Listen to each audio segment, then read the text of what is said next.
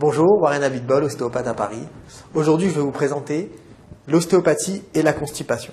Ce qu'il faut savoir dans un premier temps, c'est qu'une personne sur 5 présente des troubles de constipation et que 80% sont des femmes. On a deux mécanismes qu'on peut distinguer pour cette pathologie. Donc, dans un premier temps, le côlon se contracte peu et donc produit un ralentissement du transit, ce qui fait que les selles progressent lentement. Dans un deuxième temps, le dessèchement des selles. En effet, la paroi du côlon a pour but la réabsorption de l'eau. Ainsi, en cas de mauvaise hydratation, il y aura une diminution de la réabsorption de l'eau et les selles deviendront sèches.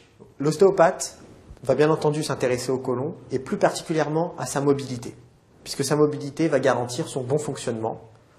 Ainsi, on peut retrouver sur le côlon une adhérence de type colique, un spasme récalcitrant du côlon, ou bien une diminution de l'apport sanguin venant irriguer l'intestin. Donc, comme nous avons pu voir précédemment, pour traiter le côlon, l'ostéopathe s'intéressera autant sur la mobilité du cadre osseux du bassin, qui contient le côlon, que sur les viscères qui peuvent gêner le bon fonctionnement du côlon.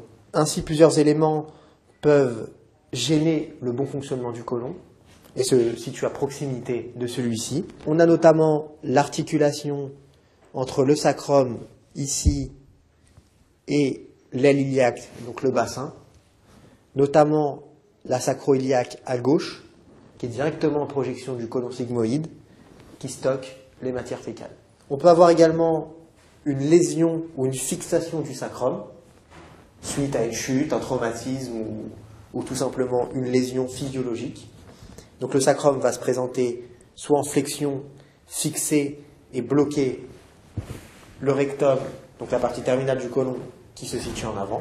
Ensuite, un dérèglement ou un blocage des premières lombaires qui peuvent diminuer l'efficacité des nerfs impliqués dans la digestion et le transit intestinal. Pour les femmes, sachez qu'une rétroversion utérine peut bloquer en arrière le rectum, donc la partie terminale du côlon, et provoquer une constipation.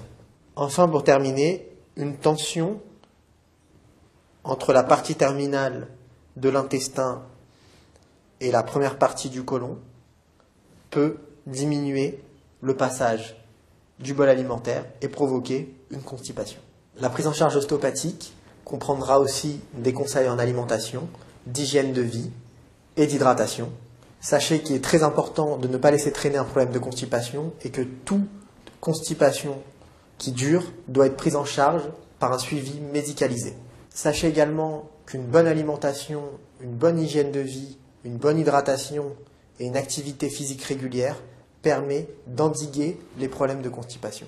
Enfin, sachez que tous les problèmes d'ordre psychologique tels que le stress, la peur, la timidité ou l'angoisse peuvent influer sur le transit intestinal. Voilà, maintenant vous en savez un peu plus sur l'ostéopathie et la constipation.